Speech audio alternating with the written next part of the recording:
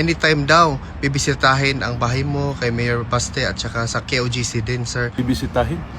Bibisitahin po ang term, sir, para politically correct, sir. Ngayon ko lang yan narinig, Alvin, no? Pero kung may bibisita, if that is politically correct.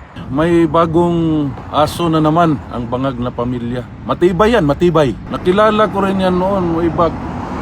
Pinakilala sa akin, way back 2017 ata, yung matibay na tao na yan. Naintindihan naman natin kasi may galit yan. Ang napag-alamang ko noon, nung nagpakilala, gustong mag-apply sa isang posisyon sa gobyerno, napag-alaman namin na corrupt, kaya hindi natanggap. No?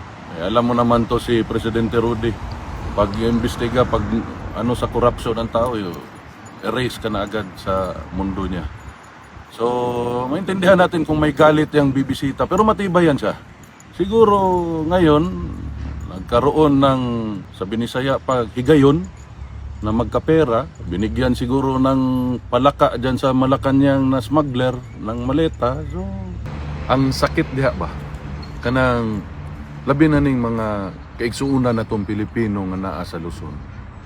Nahimo na lang normal sa ilahang kinabuhi ang harap-harapan nga trilyon nga korupsyon. Walay ni tingog, walay ni react, wala tanan kanang sakit kay tanawon. Kanang normal na lang gani sa ilaha nga ang ilang isulti nga sige lang kulat na lang tag sunod eleksyon matanggal ra bitaw gihapon na. Pero wa nila gitan-aw nga ang adlaw-adlaw nga korupsyon niabot na og trilyon ang gikawat sa ilaha. Mo nay sakit.